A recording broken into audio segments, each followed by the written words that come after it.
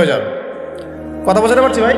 নিজে পালন করে না সে আলাদা বিষয়, আমি পালন করি না, তার কাছে মনে হয় যে বেপর্দায় চললেই মনে হয় ভালো, নাউজুবিল্লাহ, ওর কাছে এটাই মনে হয়, ওর কাছে এটাকে মনে হয় প্রগতি, অগ্রগতি, উন্নয়ন। তো সে তার থট নিয়ে থাক। কিন্তু যদি সে বলে যে না পর্দা সেকেলে প্রথা এখন চলে না, ওই যুগে চলতো, এটাকে টিটকারি করে, ব্যঙ্গ করে, তাহলে কুফরি করবে, শিরক করবে। মনে করেন মদ আল্লাহ হারাম করেছেন, আর কিছু মানুষ মদ খায়, হারাম মনে করেই খায় বা হালাল মনে করেই খায়, মানে খায় আর কি। তো একজন খায় সেটা আলাদা আলাদা পাপ, আর কেউ যখন মনে করবে যে না আল্লাহ পাকের এই হালাল হারামের বিধান আমি মানি না, আল্লাহ পাকের হালাল হারামের বিধান আমি মানি না, তখন হবে শিরক আর কুফর। এমনি হচ্ছে কবিরা গুনাহ। আর যখন হালালকে হারাম করে নেবে আর হারামকে হালাল করে নেবে তখন শিরকের পর্যায়ে চলে যাবে। তো এই সিস্টেম এখন চলছে না। আল্লাহ পাকের সুদ ভিত্তিক, আল্লাহ পাকের হালাল অর্থনীতি বাদ দিয়ে সারা বিশ্বে এখন সুদ ভিত্তিক অর্থনীতি চলছে না, বোঝেন না এগুলা? অর্থনৈতিক অবস্থা ভালো না, আস্তে আস্তে বিশ্বের মধ্যে ভয়াবহ অর্থনৈতিক সংকট দেখা দিবে, এবং এই সংকটটা ফেস করবে মূলত এই মধ্যবিত্ত শ্রেণী আর নিম্ন মধ্যবিত্ত শ্রেণী। খুব ধনী দেশের কোনো সমস্যা হবে না, যারা মিডল ক্লাস কান্ট্রি বা আরেকটু নিচু মানের কান্ট্রি অর্থনৈতিক দিক থেকে, এদের সামনে ভয়াবহ একটা অবস্থা ফেস করতে হবে। সময় যাইতে দেন, আস্তে আস্তে সব স্পষ্ট হয়ে যাবে, আপনারাই বুঝতে পারবেন। অলরেডি গরিব মানুষ হাহাকার করা শুরু করেছে, অলরেডি হাহাকার করা শুরু করেছে। বড় লোকের তো কোনো সমস্যা নাই, গ্যাস তেল চাল ডাল সব কিছুর দামও যদি বাড়ে, বড় লোকের কোনো সমস্যা আছে? আমার তো কোনো সমস্যা নাই, না আমি তো খেতে পারতেছি, কোনো না কোনোভাবে খেতে পারতেছি। কিন্তু যে কৃষক, মজুর, শ্রমিক, হ্যাঁ, যারা গরিব মানুষ, এরা তো আমার মতো না। আমার জন্য 4 বার বিদ্যুতের দাম বাড়লে কোনো সমস্যা নাই, 1000, 1500, 2000, 3000 আপনি ইফোর্ট দিতে পারছেন, আপনার তো সমস্যা নাই। কিন্তু যে ব্যক্তির মাসিক আয় 3000 টাকা, সে কি করবে? সে তো ইফতার করতে বসে বদদোয়া করা শুরু করবে। এবার বহু মানুষ ইফতারির টেবিলে বসে আল্লাহর কাছে বদদোয়া করা শুরু করবে। এটা আমি অনেকদিন আগে বলেছি, কারণ এটা বলেছি বৈশ্বিক অর্থনৈতিক সংকটের কারণে। পুরো বিশ্বে একটা ইকোনমিক সংকট চলছে।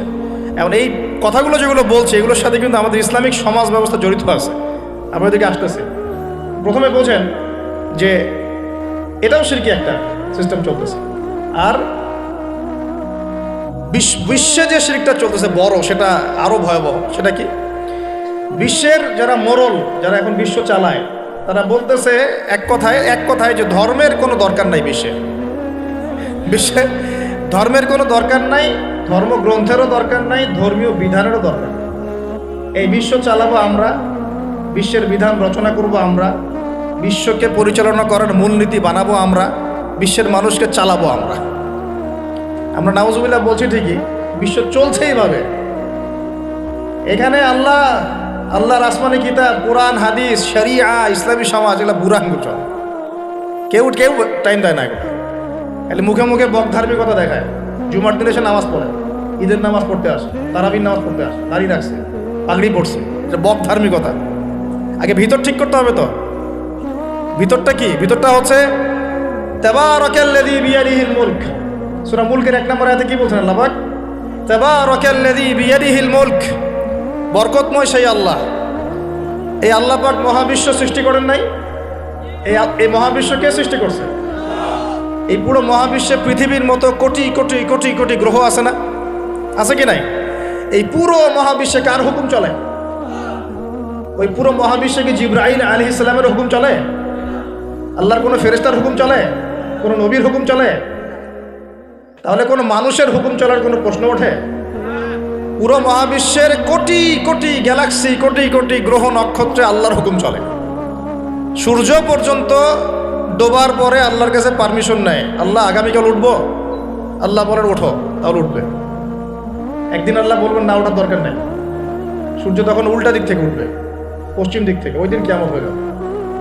যেদিন কিয়ামত হবে ওইটা হচ্ছে আল্লাহ পাকের ক্রোধের বহিঃপ্রকাশ, মানে রাগ থাকে না, যে ধৈর্য ধরতে ধরতে ধরতে ধরতে এক সময় যখন আপনি আর পারতেছেন না, তখন একটা হাইপার হয়ে যান না মাঝে মাঝে, তখন মনে হয় আশপাশে যা আছে ভেঙে চুরে একাকার হতে পারেন। ওই যে পৃথিবীর নিচে যে আগ্নেয়গিরিগুলো আছে, শক্তি সঞ্চার করতে করতে করতে করতে এক পর্যায়ে বিস্ফোরিত হয়ে যায়, তখন আর পৃথিবীবাসীর তো কোনো হুঁশ নেই। তখন আর উপায় থাকে না। তো এরকম কিয়ামতের দিনটা হচ্ছে আল্লাহ পাকের ক্রোধের বহিঃপ্রকাশ, মানে এক হুকুমেই পুরো মহাবিশ্বের সব গ্রহ ধ্বংস হয়ে যাবে, এক হুকুম। তো এই পুরো মহাবিশ্বে আল্লাহ ছাড়া কার হুকুম চলে? আল্লাহ সেটাই বলছেন, তাবারাকাল্লাযী বিয়াদিহিল মুলক, বরকতময় সেই আল্লাহ যার হাতে সমস্ত ক্ষমতা। যারা দেখি ভাই, মুলক মানে কি? রাজত্ব। এখনকার তোমরা যারা পলিটিক্যাল সায়েন্স পড়াও, তোমাদের বা আপনাদেরকে বলছি, রাজত্ব মানে কি? রাজত্বের ইংরেজি প্রতিশব্দ কি? সভরেন্টি। মানে বলেন, সভরেন্টি মানে কি?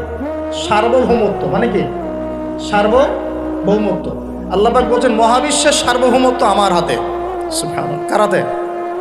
মহাবিশ্বের সার্বভৌমত্ব কার হাতে? সভরেন্টি কার হাতে?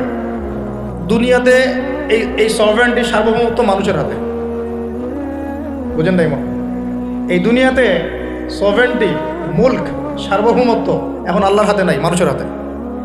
মানুষ যা মনে করে তাই চালায়। এখন আল্লাহ পাকের বিধান, আল্লাহ রাসূল এগুলো। তো এটা হচ্ছে সবচেয়ে বড় শিরক সারা বিশ্বের। এটা সারা বিশ্বের সবচেয়ে বড় পর্যায়ে শিরক। তো শিরকে ডুবে আসি আমরা, এটাকে বোঝেন। আমি তো বলছি না যে এখন এই প্রবলেমসগুলোকে রাতারাতি সলভ করা যাবে, এমনটা তো বলছি না। বলছি পুরো ওয়ার্ল্ডে এরকম শিরকি একটা সিস্টেম প্রতিটা ক্ষেত্রে চলছে। কিভাবে সলভ করবেন সেটা পরের বিষয়, আগে তো বুঝতে হবে কোথায় আছে বিশ্ব।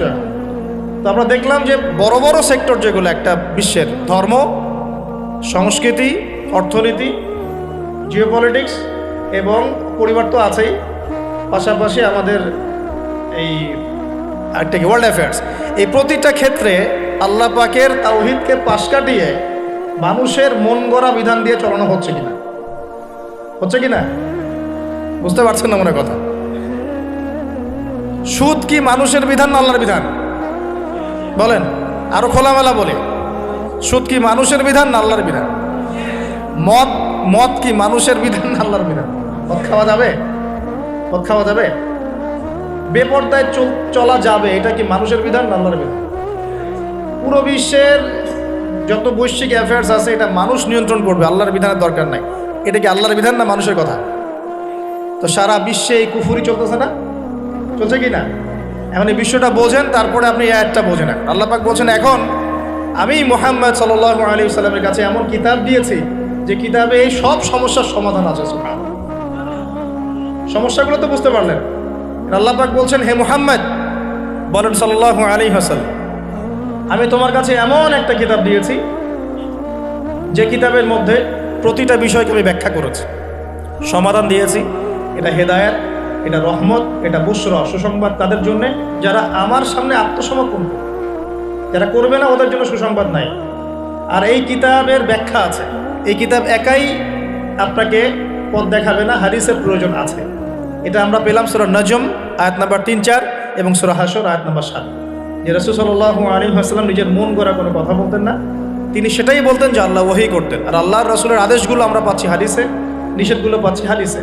সো কোরআন এবং হাদিস এই দুটোকে মিলে আল্লাহ পাকের এখন ওহী নাজিল হচ্ছে। কোথায় নাজিল হচ্ছে? আইয়ামে জাহিলিয়া। কোথায় ভাই? এই কিতাব কোথায় নাজিল হয়েছে? বাংলাদেশে, পাকিস্তানে, সিরিয়ায়? কোন যুগে নাজিল হয়েছে? ওই ব্যাবিলনের যুগে, নাকি ওই চাইনিজ সভ্যতার যুগে, নাকি রাশিয়ার বলশেভিক ওই বিপ্লব ওইসব যুগে? কোন যুগে নাজিল হয়েছে? আবু জেহেলের যুগে। কোন যুগে ভাই? আবু জেহেলের নাম শুনেছেন তো? আবু জেহেলের যুগটাকে আমরা বলি আইয়ামে জাহিলিয়াতের যুগ। আবু জেহেল ছিল ওই যুগের নেতা। দারুন নাদওয়া ছিল তার পার্লামেন্ট। তার পার্লামেন্টের নাম কি? দারুন নাদওয়া। সেখানে আবু জেহেল, আবু লাহাব, উতবা, সাইবা, রাবিয়া এরা সব বসে বসে বুদ্ধি পাকাই করে কি করতে হবে, কি করতে হবে।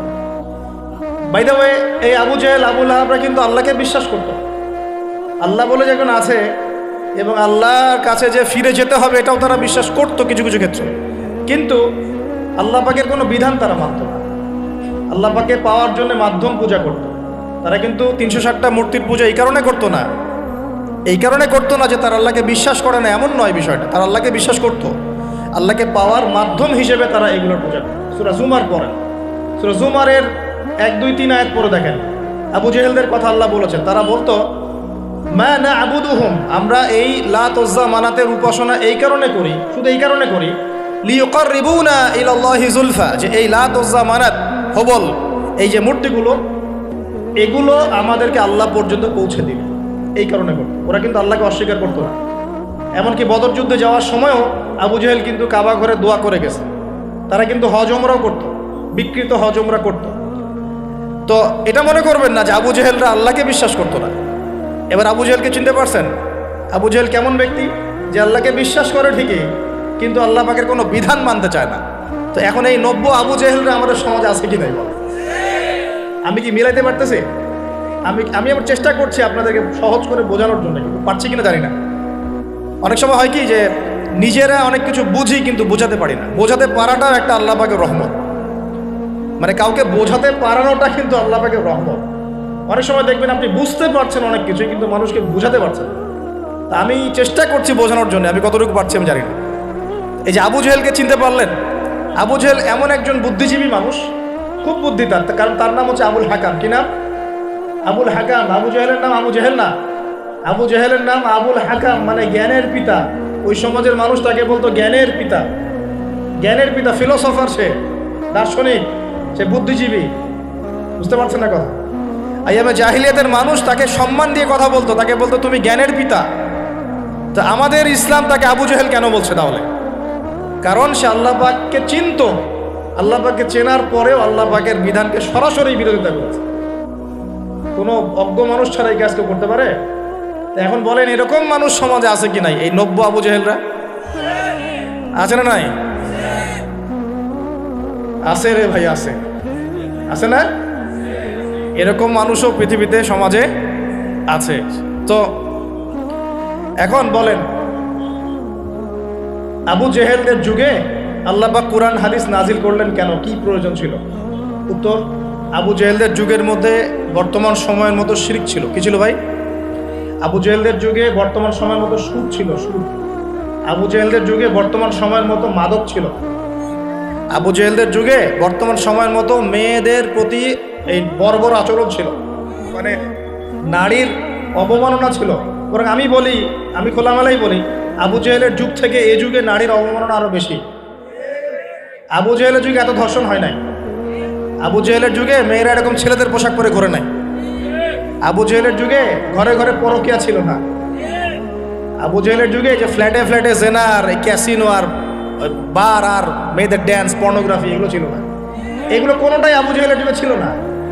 ওই যুগটাকে তো খুব আমরা গালিগালাজ করতে পছন্দ করি। হ্যাঁ, একদম জাহিলি যুগ, আইয়ামে জাহিলিয়াত, তাই না? মেয়েদেরকে একদম জীবন্ত কবর দেওয়া হতো, এই কথা বলি না? তো এখন আবার কোথায় মেয়েকে সম্মান দেওয়া হচ্ছে? এত সেদিন বললাম না, এখন তো মেয়েকে হলে ডেকে নিয়ে পায়জামা খুলে ফেলে দেওয়া হচ্ছে না? কোনো কোনো ক্ষেত্রে কলেজ ছাত্রীদেরকে মনোরঞ্জনের পাত্র বানানো হয়েছে। দেখলেন না কয়দিন আগে কি ঘটনা ঘটলো ঢাকায়? তো এখন আবার মেয়েদের কোথায় সম্মান দেওয়া হচ্ছে? আবু জেহেলের যুগে তারপরেও একটা শালীন পোশাক তো ছিল। আবু জেহেলের যুগে আপনি বিকিনি সংস্কৃতি পাবেন না। আবু জেহেলের যুগে বিকিনি সংস্কৃতি ছিল না, এখন বিকিনি সংস্কৃতি আছে না? এই যে আপনারা তো লন্ডন করেন খুব, ওখানে কি দেখে আসেন? কি দেখে আসেন? ওখান থেকে দেখে এসে এখানে কোটি কোটি টাকার বাড়ি বানাচ্ছেন, 2-3 কোটি। 1 বছর পর ভেঙে আবার নতুন করে করেন, তাই না? এমনও তো কিছু মানুষ আছে আপনাদের সমাজে, আমি জানি। শোনেন, তাব্বাত ইয়াদা আবি লাহাবি ওয়া তাব, সূরাটা পড়েছেন? আবু লাহাবের 2 হাত ধ্বংস হোক। আবু লাহাবের পাপ ছিল অন্য, সে নবী সাল্লাল্লাহু আলাইহি ওয়াসাল্লামের সাথে কটূক্তি করত, বিরোধিতা করত। কিন্তু আবু লাহাব সম্পর্কে আল্লাহ পাক কি বলছেন? মা আগনা আনহু মালুহু ওয়া মা কাসাব। আবু লাহাবের মাল সম্পদ এবং যা সে অর্জন করেছে এই দুনিয়াতে, এগুলো তাকে জাহান্নামের আগুন থেকে বাঁচাতে পারবে। এই বিশাল প্রপার্টি আপনাকে জাহান্নামের আগুন থেকে বাঁচাতে পারবে না যদি এই প্রপার্টির হক আদায় না করেন। এই রিজিকের হক যদি ঠিকঠাক আদায় না করেন, জাকাত না দেন, দরিদ্রের হক না দেন, মিসকিনের হক না দেন, আত্মীয়র হক না দেন, প্রতিবেশীর হক না দেন, ইসলামের আল্লাহ ফি সাবিলিল্লাহ দান সদকা না করেন, এই বিশাল প্রপার্টি আপনাকে কিয়ামতের মাঠে বাঁচাতে পারবে। মা আগনা আনহু মালুহু ওয়া মা কাসাব সায়াসলা নারান যাতা লাহাবিন ওয়া ইমরাআতুহু হাম্মালাতাল হাতাব ফি জিদিহা হাবলুম মিন মাসাদ। সূরাগুলো পড়বেন, কোরআন তো শুধুমাত্র তাবিজ করার জন্য কোরআন নাজিল করা হয়নি। তাবিজ করার জন্য কোরআন নাজিল করা হয়েছে নাকি? কোরআনের আয়াত ছিঁড়ে ছিঁড়ে এখন মাদুরের মধ্যে ঢুকিয়ে গলায় ঝুলে রাখার জন্য কোরআন নাজিল হয়েছে?